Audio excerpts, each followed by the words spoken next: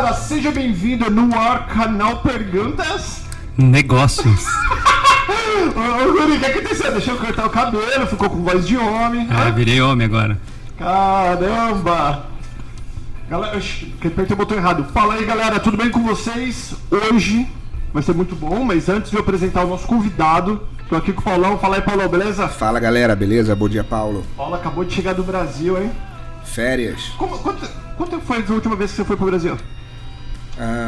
11 meses. E quando você volta, Paulão? Você fala, ainda bem que eu não moro aqui? Ou você... Quanto tempo você demora pra se adaptar de volta? Adaptar é na hora, né? No aeroporto você já sabe, opa, voltei, né? Sim, mas você imagina assim, no Rio de Janeiro, onde é a minha cidade, a gente já chega, vê um galeão um pouco detonado, né? Assim, meio largado e tudo mais, e você já tem linha vermelha direto, então você já passa a favela da Maré, aquele choque já é pesado, né? Não tem do tipo, vou sair por um lugar já tranquilo, você já não sai tranquilo, né? Então... E te dá um estresse, negócio de telefone, a galera fica falando, cuidado com o telefone, cuidado com isso, Sim. Mas aí, assim, isso lá, a gente ter sido criado lá, facilita você não ser um Zé Mané andando, tipo, sei lá, largar, vou no outlet, vou deixar meu telefone. Não faço isso nem aqui. Então, a gente já tem essa casca grossa aí que protege a gente de fazer essas besteiras, né? Mas o trânsito, pra mim, é a pior coisa. Isso muda muito, né?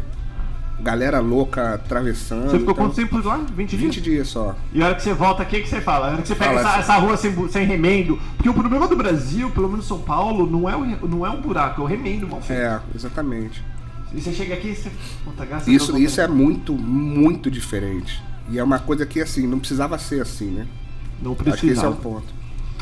Vamos lá, hoje estamos aqui com o Rodrigão. Fala aí, Rodrigão. Olá, bem-vindo. Tudo bem? Olá a todos, é um prazer estar aqui. Pra quem não... Vocês já devem conhecer o Rodrigo, se você segue o canal Perguntas. O Rodrigo é o top das galáxias em relação a treinamento. Rodrigo, eu não sei falar direito, você sabe? Eu já fui punido que eu falei pente, bala. Eu já nunca mais vou falar pente na minha vida e nem bala, é carregador. Eu já nem te corrijo mais. Nem me corrijo mais. Rodrigão, bem-vindo, e hoje nós vamos falar sobre o teu business. Isso aí. Que é um business que a minoria de brasileiros mexem com isso aqui nos Estados Unidos. Existe bastante, mas o bastante é pouquíssimo. Dá pra se contar numa mão, talvez, em duas mãos, dos brasileiros que mexem com isso. Dá um resumo, pra quem não conhece você ainda, de onde você era do Brasil, o que você fazia, como que você entrou nesse negócio? É uma ótima história esse. Um dia a gente vai escrever sobre isso. Eu venho de um background de mais de 20 anos trabalhando nessa área especificamente. Eu iniciei a área de treinamento policial especificamente por conta de arte marcial. Mas eu abri a minha empresa como uma empresa de treinamento e consultoria há mais de 20 anos, isso no Brasil. Tem duas fases na minha vida, que primeiro é a minha empresa, o meu business no Brasil, e o stop que eu dei nesse business no Brasil e como iniciei a minha atividade aqui nos Estados Unidos. Então, eu venho então de 20 anos de treinamento lá, 15 anos como instrutor de tiro em academia de polícia, 9 anos instrutor num grupo de operações especiais. Até que me veio a ideia, após, acho que quase como todos os brasileiros, cansados do aspecto político e como as coisas aconteciam no Brasil, e mesmo com relação ao modo de vida no Brasil, um pouco por conta de violência também. E acreditava, obviamente, que aqui nos Estados Unidos eu teria ainda muito a ser explorado, né? Eu cheguei num estágio da minha vida profissional que no Brasil não havia mais aonde crescer. Eu cheguei ao ápice da carreira no Brasil. Eu já havia dado aula para quase todos os grupos de operações especiais do Brasil, conhecia muitas pessoas, sou até hoje benquisto no ramo, especificamente dessa área, até porque é um clube bastante fechado, e tanto é que venho recebendo operadores de operações especiais para treinar comigo aqui. E no Brasil a gente estava estagnado, não havia nenhuma possibilidade à época de um crescimento, e eu sabia que eu podia render ainda mais. Então aceitei o 6º convite que eu havia recebido no transcorrer dessa minha vida para mudar para os Estados Unidos. E achei que era o momento. E acho que como todo mundo que planeja a sua imigração, passei por inúmeros percalços. que inclusive esse primeiro convite não se efetivou. Uau. Então era uma promessa de emprego que não se efetivou quando eu cheguei aqui. Talvez porque esse amigo americano faz aquele convite, mas não acredita que realmente você vem. E quando eu falei, tô chegando, as coisas se modificaram. E tem uma coisa muito comum, não só na Sim. sua área, de o brasileiro ou talvez o americano falar vem porque não acredita que você vai vir. Exato. E quando você vem, ele põe uma desculpa na frente. Foi o que aconteceu comigo, quer dizer, tava tudo planejado e ao mesmo tempo nada se resultou como imaginávamos. E por conta disso, assim, para vocês entenderem o que é planejamento para mim, o motto da minha empresa é Planen Kämpfen Gewinnen, planejar, lutar, vencer em alemão. Porque eu não, alemão por conta do Miller, obviamente, porque eu não acredito em vitória sem luta e não acredito em luta sem planejamento. Então, o meu jogo de xadrez da vida é sempre esse. Eu planejo, faço as modificações e vou lutando para conseguir meu objetivo. Parece fácil, mas obviamente não é. Mas o interessante é isso, que quando eu cheguei aqui, tudo virou ao contrário. E aí eu me deparei com esse dilema. Volto para o Brasil ou decido ficar aqui? E o interessante é que o que me fez efetivamente decidir ficar aqui foi uma visita a City Beautiful, que justamente mudou meu conceito. Eu estava até então numa região de Fort Myers, e falei, eu vou a Orlando porque eu vou olhar. Eu já conheci Orlando, obviamente, mas como turista eu falei, eu vou a Orlando porque eu quero olhar como os olhos de businessman. Eu quero ver se Orlando, essa cidade turística que nos recebe tão bem como turista, se tem espaço para eu criar o meu business ali. Eu já tinha a ideia do que eu queria fazer, obviamente, que era ser instrutor de tiro aqui nos Estados Unidos, o que eu já era no Brasil. Então, o interessante do meu processo migratório é que eu não vim aqui com o objetivo de realizar qualquer coisa que aparecesse. Então, não que eu me negue a qualquer tipo de trabalho, pelo contrário. Até porque, antes de tirar as minhas licenças, eu fui obrigado a viver de outra coisa. Mas esse é o aspecto importante, de que, ao chegar a Orlando, eu me deparei com um ambiente fértil para fazer aquilo que eu queria fazer. Então, não só por conta do que é a comunidade brasileira, e é interessante como de 2014, que foi quando eu cheguei, nós estamos em 2019, parece tão pouco tempo, mas essa cidade mudou tanto, né? Sim, muito. Tanto que quando eu cheguei aqui, eu falei, fiquei 3 dias aqui, me hospedei num hotelzinho um Howard Johnson da Orange Blossom Trail, para vocês terem uma ideia. Porque eu falei, eu não quero olhar por turismo, eu quero olhar para a cidade.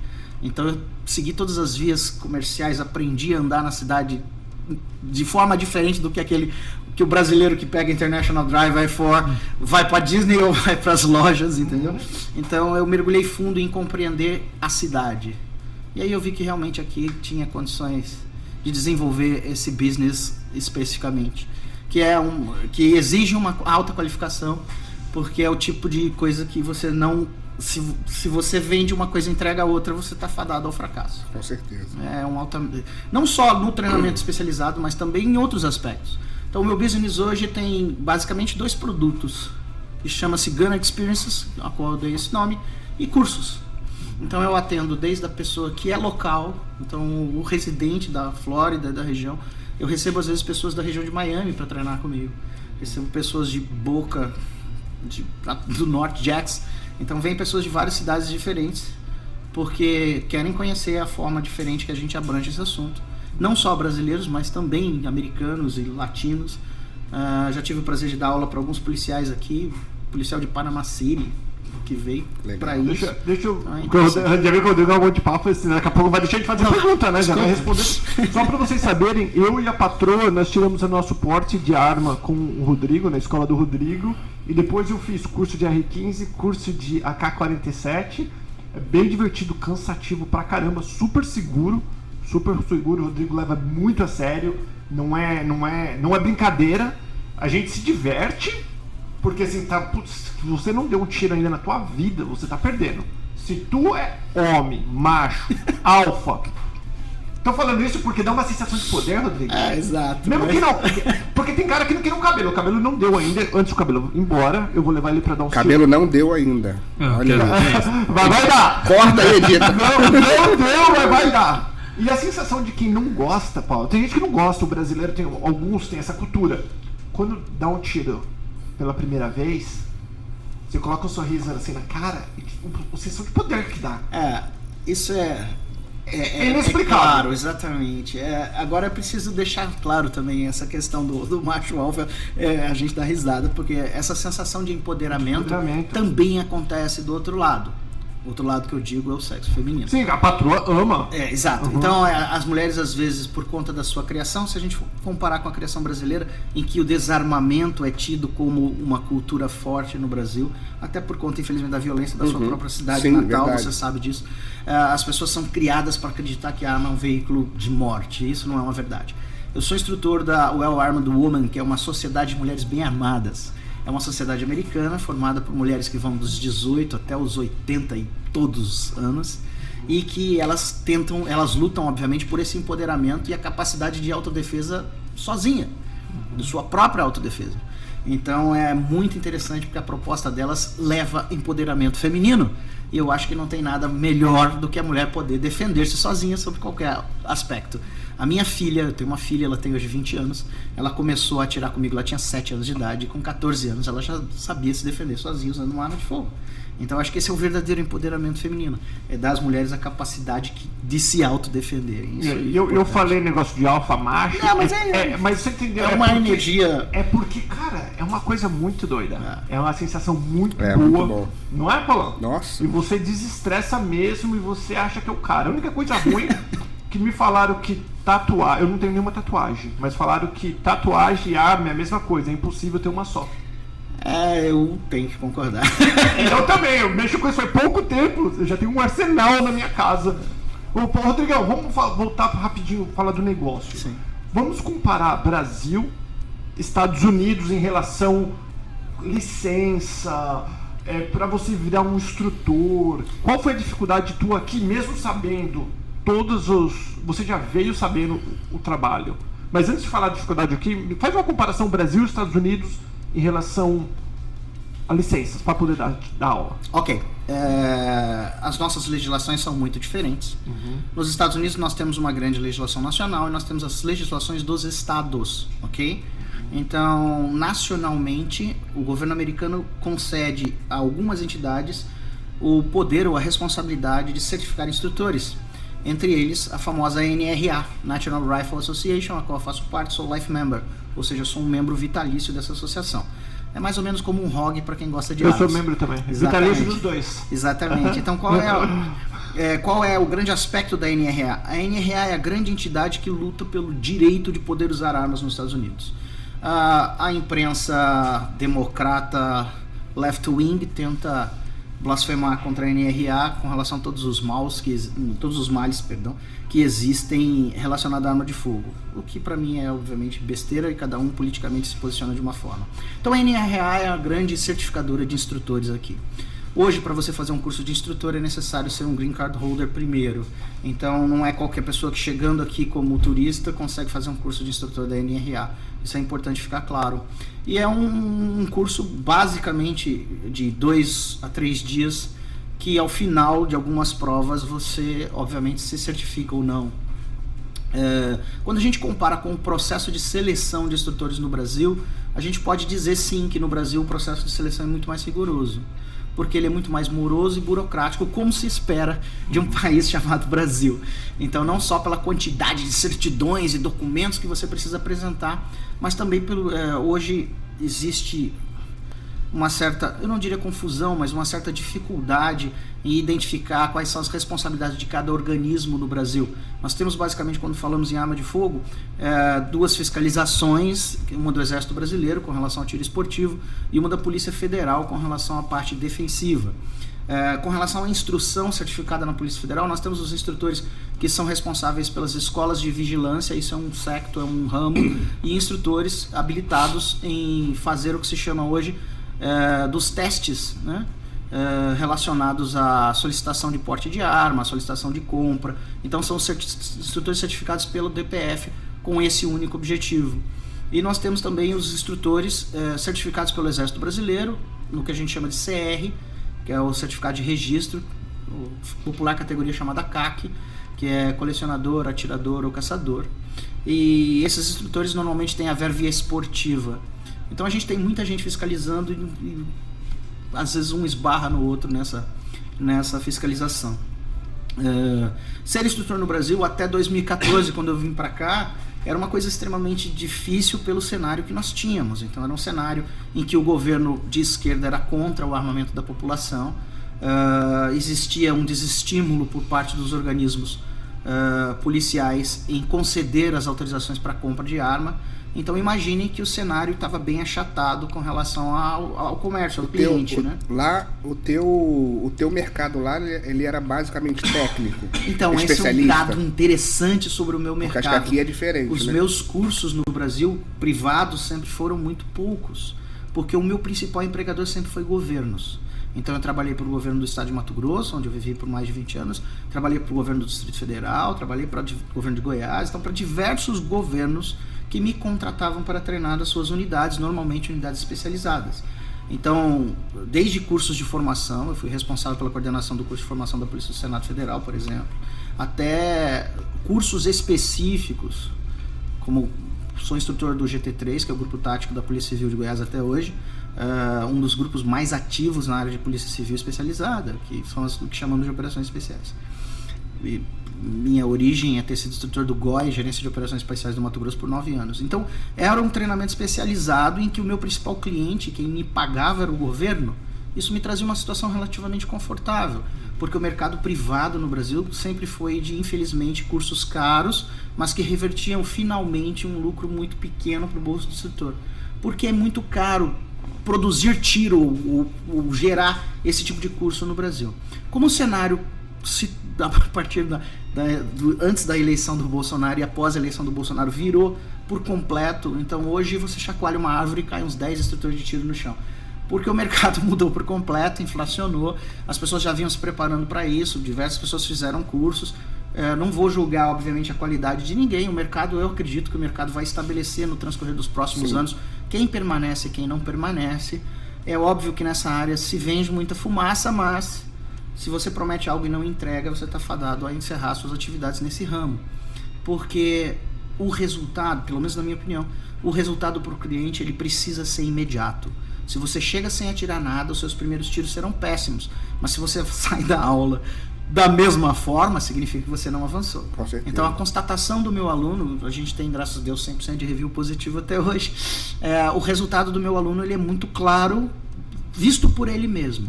Mesmo que ele não tenha o conhecimento técnico, a observação do que ele fez no começo da aula e do que ele faz no final da aula, seja um curso curto ou um curso de... Eu tenho cursos que vão de 2 a 3 horas a 3 dias, por exemplo. Oh. E o custo de treinar aqui nos Estados Unidos, por incrível que pareça, ele é mais baixo do que o custo de treinar no Brasil. Muito mais baixo, né? Então, se você pega um curso especializado, agora em agosto, eu tenho 2 turmas de um treinamento altamente especializado de 3 dias e que vai reunir aí pelo menos 20 policiais e atiradores esportivos durante esse próximos 15 dias de agosto. Eles proporcionalmente darão uma média aí de 1.000 disparos de fuzil, 500 disparos de pistola em 3 dias. Eles proporcionalmente gastarão menos vindo para cá do que se fizessem esse tipo de treinamento no Brasil. E aqui com muito mais qualidade. Botando tudo, passagem, mesmo tudo. com dólar tão alto, é assustador. Nossa. É assustador. Se você compara, por exemplo, que um atirador, quando ele recarrega, ele gasta numa munição de pistola na média de R$3, né? E se você for comprar essa munição na loja, você pode gastar até R$8, enquanto você paga aqui 20 centavos de dólar. Caramba. Então é assustador, não só pela logística, pelo tipo de equipamentos. Mas uma coisa que me deixa muito feliz é que quando eu estava no Brasil, eu era um replicador de técnicas que aprendi em diversos cenários mundiais. Eu fiz cursos em diversos lugares. E aquilo que a gente aprende, a gente absorve e transmite. Essa é a função do professor. Aqui nos Estados Unidos eu tive a grata oportunidade de criar doutrina, coisa que para mim era muito difícil no Brasil por conta do quê? Eu não atirava tanto quanto eu atiro aqui, isso é óbvio. Sim, cada então é caro, né? Qualquer coisa que você faça que envolva a parte técnica, e a gente chama de tiro muito de muscular memory, ou seja, de memória muscular, quanto mais você treina, melhor você fica.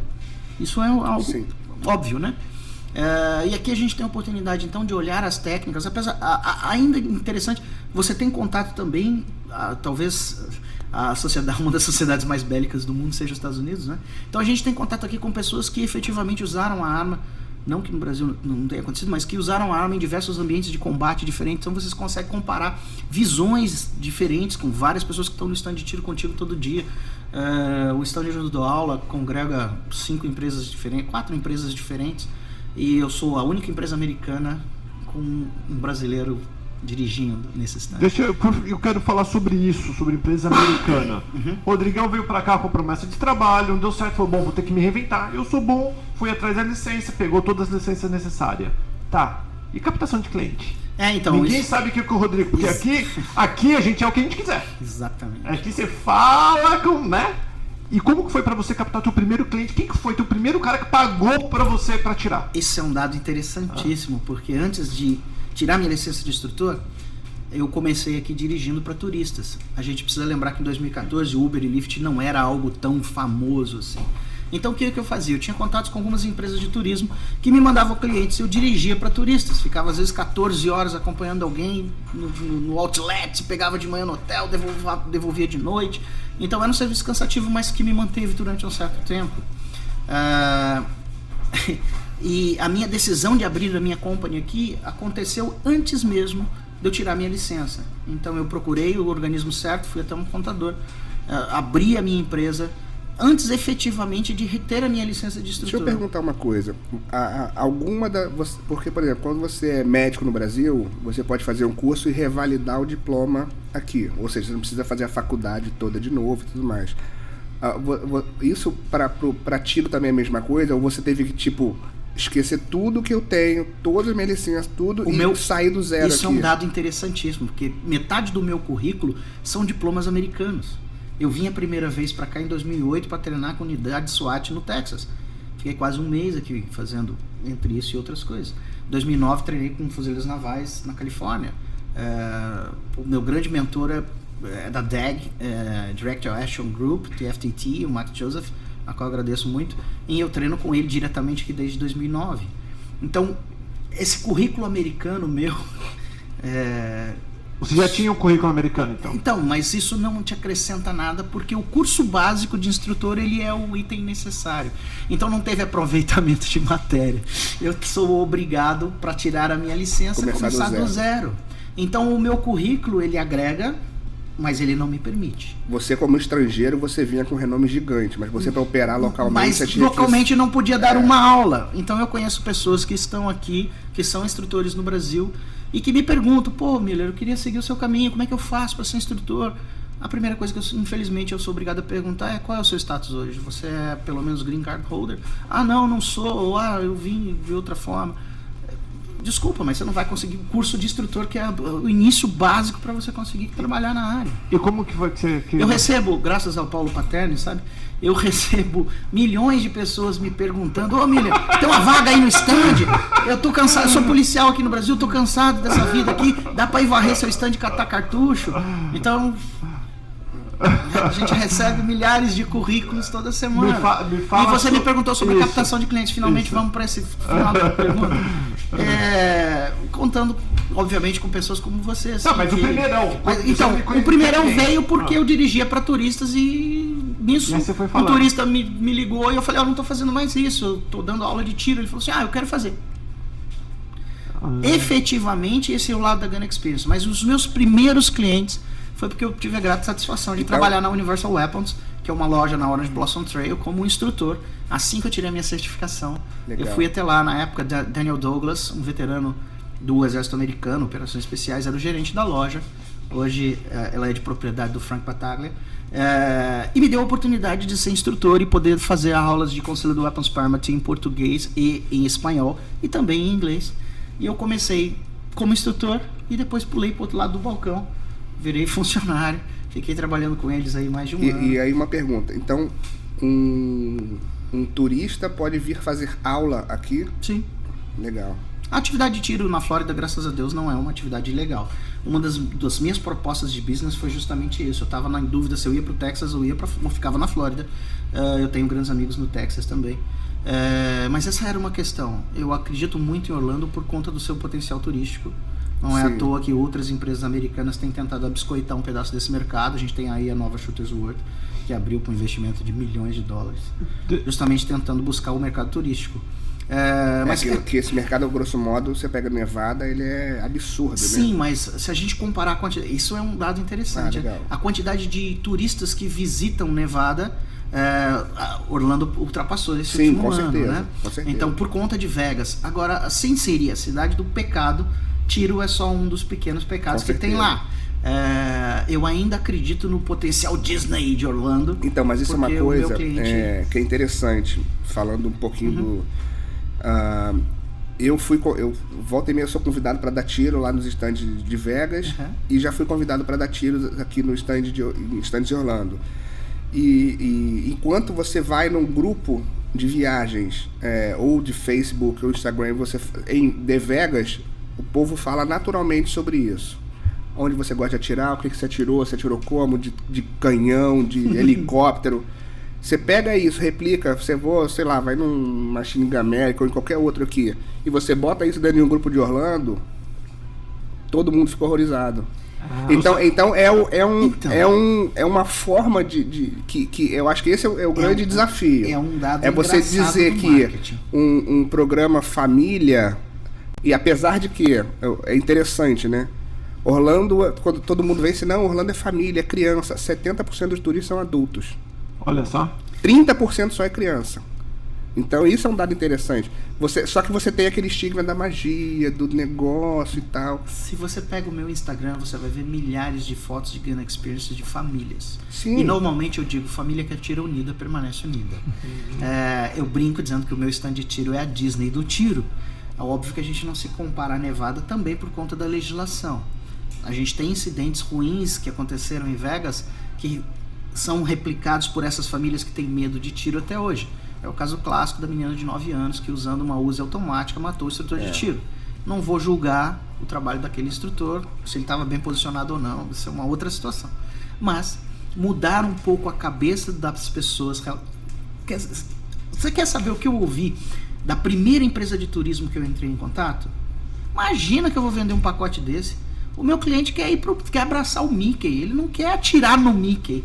Aí eu falei, gente, Nossa, ninguém vai atirar. Exatamente. Por quê? Porque a cultura no Brasil até então, a gente voltando a 2015, as pessoas estavam tão retraídas quando o assunto era arma de fogo, que a imprensa mandava aquela mensagem de que só existiam 2 tipos de portadores de arma de fogo: a polícia e os bandidos. Se você não é polícia, você é bandido. Então essa brincadeira de polícia e ladrão, infelizmente, criou uma doutrina familiar em que as pessoas têm medo daquilo que elas não conhecem. Então um pouco do nosso trabalho é desmistificar a arma de fogo, provando que é um mero instrumento. Tem um desenho clássico daquele American Family, se não me engano, em que a filha, que é um pouco esquerdinha, digamos assim, vira pro pai e fala: essa arma de fogo aqui é um instrumento que mata e tudo mais. E aí ele, American Dad, acho que é isso, não sei, ele fala: vamos lá, arma de fogo, mate alguém, mate alguém, mate alguém. Então é mais ou menos isso, é um instrumento, né? A desmistificação passa pelo destino que você dá a isso. Eu costumo sempre dizer que culpar a arma de fogo pela morte é culpar a colher pela obesidade. Né? Exatamente. Então vamos lá, cheguei aqui, então tem uma família assistindo agora, e ele vai lá, bom, Rodrigão, então qual que são os passos para eles entenderem? Nunca tirei na vida, vi você lá no canal Perguntas, ou achei você no Instagram, o que for, e eu quero atirar. Como que eu sei que eu vou estar seguro, minha família vai estar segura? Como que é o processo? Com relação ao marketing, de como chegar nesse cliente, 100% do meu marketing hoje é rede social. Então é YouTube, é Instagram, é Facebook. E toda vez que me dada essa oportunidade, o que a gente faz, eu divulgo, que é @Miller Training, lembrando que Miller é M-U-L-L-E-R. O cabelo vai deixar tudo direitinho Isso. aqui. E o meu número de telefone, porque é assim que as pessoas me acham. E o WhatsApp é o primeiro contato que eu tenho com o cliente. Então, nesse primeiro contato, o cliente fala: oi, tudo bem? Vi você no canal Perguntas e eu queria saber como é que eu faço para tirar. A minha próxima pergunta para ele é decidir ou compreender o que está na mente desse cliente. Ele quer um curso ou ele quer uma Gun Experience? Então eu basicamente deixo ele já sabendo que numa Gun Experience ele vai se divertir, é o tiro recreacional. Não importa se ele sabe atirar ou não, porque a instrução básica eu faço questão de ministrar no começo. Então a pessoa fala assim: eu nunca atirei na vida, mas sou louco para fazer isso. Vi o Paulo atirando com a esposa dele, quero levar a minha esposa e meu filho para isso. Perfeito, então o que ele quer é uma Gun Experience. ele vai compreender no início dessa Gun Experience o básico sobre arma de fogo para fazer com segurança. Ele vai sair um atirador depois dessa experiência? É óbvio que não. Ou então a pessoa liga para mim, né, e fala assim: oi Rodrigo, tudo bem? Eu já tenho armas aqui no Brasil, já fiz um curso. Ou então, não, eu não tenho armas, eu estou querendo comprar uma arma, mas eu quero começar fazendo um curso. Perfeito. Então acho que atender o cliente é o principal ponto. Eu não vendo o curso McDonald's, né? Opção número 1, opção número 2, opção número 3. Acho que esse é um dado interessante. A minha empresa continua customizando de acordo com o interesse do cliente. Deixa eu fazer uma pergunta totalmente sem noção. Por falar em sem noção, eu já falei pro Thomas. O Thomas vai fazer o curso. Sem noção, eu falei o Thomas. O Guri vai fazer o curso com você, já tá certo. A gente só precisa pegar a data. Não, eu tô junto nesse curso. Você pode fazer o curso também, é verdade. A gente já vai fazer um grupo do Canal Perguntas. Ótimo. Então. Leva o cabelo também. Filmemos isso. Filmamos. Oi, por falar em filme, eu liguei pro Rodrigo essa semana e falei: Rodrigão, quero fazer mais vídeos de... Foi ou não foi? Exato. O Rodrigo falou: beleza, nós vamos preparar e vamos colocar vídeos semanalmente aqui no Canal Perguntas. O do Rodrigo ensinando, ganha experiência, curso, vídeos curtinhos de não mais de 10 minutos, para vocês entenderem como funciona. É super seguro e bacana, é bom, é uma coisa... Vale muito. Se a família tá vindo pra Disney, nada errado, deixa de ser Disney, um dia você vai... Chama a gente, chama eu, chamo o Paulo, não, o cabelo vai embora. Chama o Thomas, que a gente vai lá no Rodrigão da Tiro, que é muito legal, senão eu não estaria fazendo jabá aqui. Não é jabá pago, deixando bem claro, não é jabá pago, é de coração mesmo. Não, Rodrigão. É verdade. É de coração mesmo. O Rodrigo nunca me pagou pra fazer jabá dele e eu faço jabá toda semana. Nunca entreguei pro Paulo nenhum dime. Não é verdade? Isso é um negócio que é realmente... Então, ô Cabelo, você tá ruim no marketing seu, velho. Cobrar. Ô Cabelo. Rodrigão, então eu tinha até esquecido a pergunta que eu ia fazer, que eu entrei nesse negócio de jabá aqui. Aí a família vem pra Disney e aí como é que você estava falando sobre isso? Não, eu tava falando sobre a customização. O cara que atira, tem um tiro no alvo, que a gente faz lá, plim, plim, quando tá longe você ouve plim, no metal. Aí tem aquele que a gente fez... Basicamente você quer saber como é que eu descubro o que o meu cliente precisa. Não, o cara que já é atirador, o cara é bom, o cara atira no prato, o cara atira na lata, o cara atira na borracha. Que tanto tem pra aprender de tiro? Sim, muito. Isso é um dado interessante. Fala pra nós o que eu tenho 48 anos, atiro desde os... Meu primeiro contato com arma de fogo foi com 7 anos com meu pai, que é um pacifista, isso é muito engraçado. Seriamente falando, eu comecei a atirar com 14 anos com um primo, que hoje é tenente-coronel da PM de Goiás. Mas efetivamente eu fiz o meu primeiro curso, que eu posso chamar de curso técnico, com 19 anos, com Maurício Freire, delegado de polícia, um dos papas do tiro no Brasil, delegado de polícia de São Paulo. E isso realmente foi um ponto de mudança na minha vida profissional. Talvez isso tenha sido importante para mim.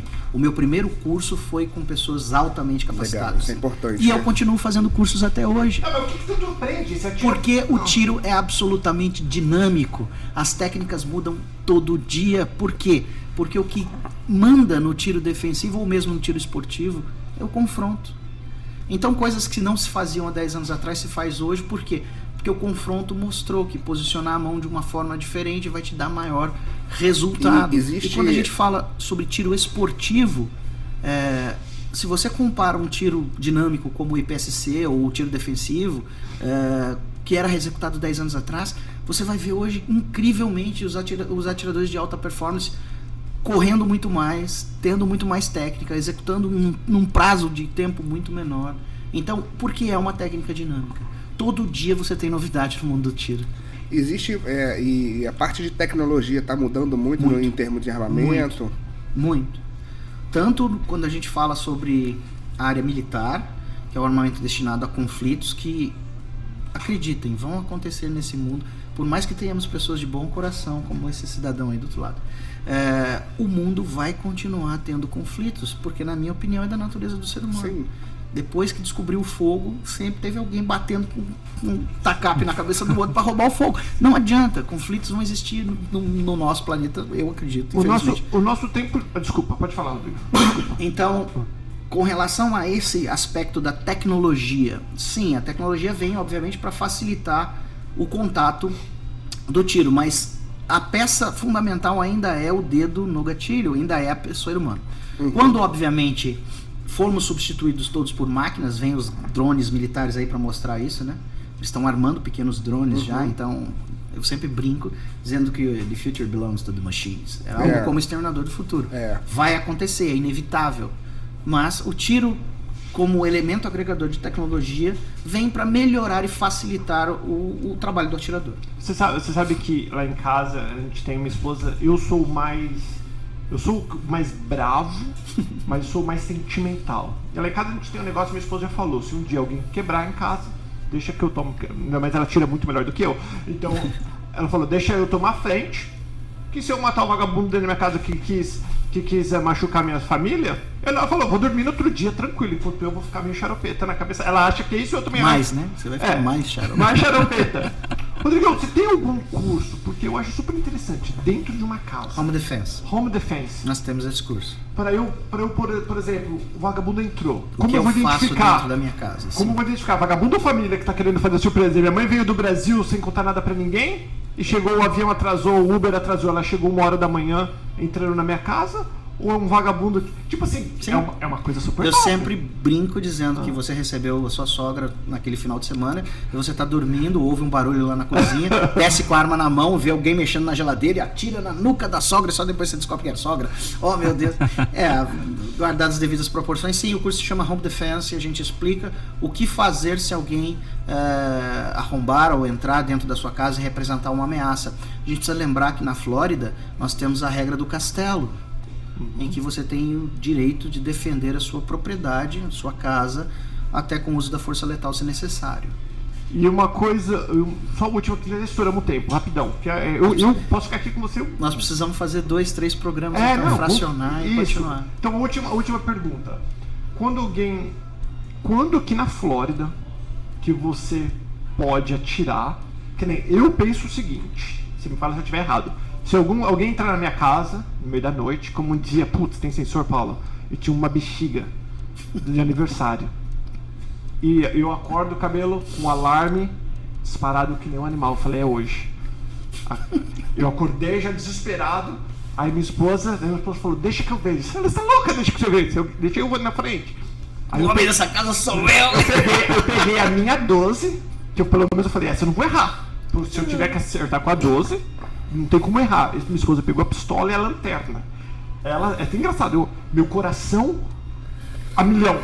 Porque eu não quero, tipo assim... porque isso deve fazer parte do treinamento também, né? Você poder respirar, acertar eu totalmente com as pernas mole, rezando pra que eu tivesse um sonho. E eu desci a escada, quem tá aí? O que eu fiz? Não sei, isso que eu quero perguntar, se é o certo. Eu gritei, tudo bem, falando, quem que tá aí? A gente chama isso de verbalização. Antes de eu descer a escada inteira, porque eu tenho que defender meus filhos. Daí minha esposa pegou todos os meus filhos, colocou lá dentro num cofre quase, trancou todas as portas. Eu tinha 3 portas para chegar nos meus filhos. Tinha a porta do meu closet, a do banheiro e a do meu quarto. A gente chama isso de safe room.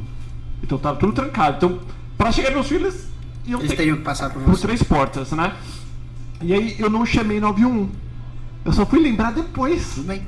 Porque eu fiquei... Resumindo, gritei. Nada, e o alarme... Outro mistake que eu fiz, eu desliguei o alarme. Antes de mais nada, eu acordei com medo. Primeira coisa que eu fiz, meti a mão e desliguei o alarme. Resumindo, a polícia não veio. Porque eu desliguei o alarme na hora do apavoro, que eu nunca tinha passado por isso. Gritei, minha esposa atrás de mim. Eu falei, putz, eu vou. Ela falou, devagar. Daí descemos, fiz toda... A gente aprende bastante coisa com filme também, é bem interessante. Muito cuidado com isso, tá? Mas tudo bem. E... Não, tô falando pra não meter a cara, não chega... Eu fui devagarinho, olhando, limpando cada quarto, assim. Quando eu chego na cozinha, era o balão de aniversário de um dia antes da minha filha, que mexeu, por causa do ar-condicionado liga, assoprou o balão. Sensor, e graças a Deus, não foi nada. Que bom. Graças a Deus. Mas mostrou ali naquele momento que eu não estava preparado emocionalmente. Não estava. Minha perna, a hora que terminou, meu coração de estar 1 milhão. Aí que eu fui ver que eu desliguei o alarme. E porque eu posso desligar o alarme com um código que a polícia vem. Para o barulho, o bandido não sabe que a polícia foi acionada. Né? Todas as casas que tem alarme tem essa... Eu já desliguei 100%. E eu vi que eu também não liguei pra polícia depois. Resumindo, ninguém tá preparado pra essas coisas, né? Seria só difícil algemar o balão, né? Ele não tem braços. Mas Eu tenho uma algema também, sabia? cuidado, né? Não, mas é pra outras coisas. Rodrigão, então, pra quem tem arma, que não atira muito, que fez um curso com você, ou fez um curso lá no Brasil, veio pra cá, comprou a arma, gosta, acha. Eu sei que você vai falar, não, a dica é, vai atirar, vai praticar. Quanto tempo você acha que as pessoas devem praticar? Eu acho que o ideal seria que alguém conseguisse um tempo na sua agenda para fazer isso pelo menos uma vez ao mês. Mesmo que fosse meia hora ou 50 rounds num stand de tiro fechado, mas que pudesse sim fazer esse contato com a arma, porque quanto mais contato você tem, mais ou menos como andar de moto, né? Sequência e Se frequência, você fica né? muito tempo sem andar de moto, depois você sobe nelas e fala assim, meu Deus, o que eu estou fazendo aqui? Então seria isso. Bom, não consigo fazer isso uma vez por mês. Que eu faça pelo menos uma vez a cada 6 meses, que é o tempo que o fabricante diz que é a validade da munição. Então o fabricante recomenda que você gire essa munição, que você troque essa munição pelo menos a cada 6 meses. Se você comprou uma arma, enfiou lá na gaveta e está mais de 1 ano sem atirar, eu acho que você precisa rever o porquê de você ter comprado a arma. Talvez você não tenha necessidade de ter uma arma. A pior do que a não reação é a reação inadequada. Então, se você se propõe a ter uma arma, não compre com uma falsa sensação de segurança. O cara fala assim, não, eu tirei o meu porte de armas, agora eu não preciso mais treinar, porque o Estado já me garantiu, né? Então é como se te desse uma capa de super-homem e falasse pra você, vai lá, pula da janela e sai voando. Não é bem assim que funciona. Verdade. Rodrigo, muitíssimo obrigado. Para terminar agora, antes de eu falar para você deixar o teu zap, que depois o Cabelo vai deixar aqui na descrição, tudo bonitinho, quais os tipos de calibre e quais os tipos de armas que eu consigo atirar no teu curso ou no teu tua experiência? Esse é um dado interessante porque na Flórida a gente não tem restrição de calibre. Então já aconteceu, por exemplo, de eu atender desejos específicos do cliente. Se ele me liga com uma certa antecedência, é possível sim encontrar aquela arma que ele tem o desejo interno de atirar. Então a gente já fez isso com alguns clientes. Eu tenho pacotes que vão do 22 ao .50. Então é um pacote bem vasto. Da mesma forma, no curso eu tenho cursos específicos para alguém que gosta de uma determinada arma e não tem acesso a ela no Brasil. Então, como eu falei, os nossos pacotes são customizáveis, então temos realmente todas as possibilidades de opções. O que nós não temos na Flórida, preciso deixar isso bem claro, que você conseguiu talvez ver em Vegas, é o uso de armas automáticas. Aqui na Flórida a gente tem uma restrição, não só na Flórida, é nacionalmente essa coisa, mas eu tenho uma restrição ao uso de metralhadoras, ou seja, armas automáticas, ok?